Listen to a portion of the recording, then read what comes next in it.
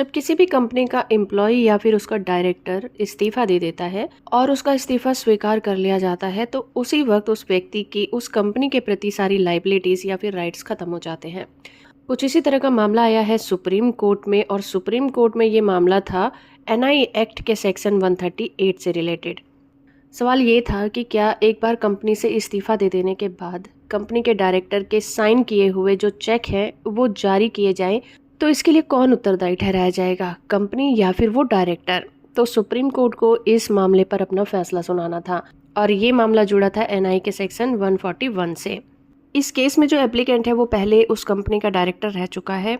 Supreme court ने कहा कि जब ये पहले ही साबित हो चुका है कि कंपनी के द्वारा जो चेक जारी किए थे उससे पहले ही एप्लीकेंट वहां पर इस्तीफा दे चुका था और कंपनी उसके इस्तीफे को स्वीकार भी कर चुकी थी, तो उसके द्वारा जो भी साइन किए गए चेक है वो उसके रिजाइन करने के बाद जारी किए गए।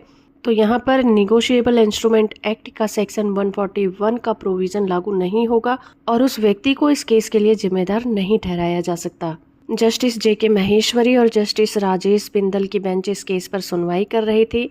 एप्लीकेंट ने इस केस में दावा किया कि जब चेक जारी किया गया तब तक वो उस कंपनी का डायरेक्टर नहीं था और उसने चेक पर सिग्नेचर नहीं किए, इसीलिए उसे कंपनी के मामलों के लिए जिम्मेदार भी नहीं ठहराया जा सकता।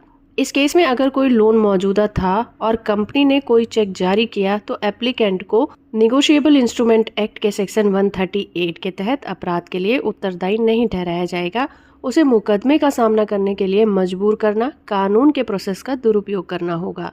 इस केस का टाइटल है Adhiraj Singh versus Yograj Singh and another case. Supreme court ने इस मामले में अपना फैसला सुनाते हुए कहा कि अगर कोई डायरेक्टर है और उसने अपने इस्तीफे की सूचना कंपनी को दे दी है और ये इस्तीफा मान्य रूप से स्वीकार भी कर लिया गया है, तो वो डायरेक्टर उस चेक के बाउंस होने के लिए उत्तरदायी नहीं होगा जो कंपनी उसका इस्तीफा देने के बाद जारी करेगी।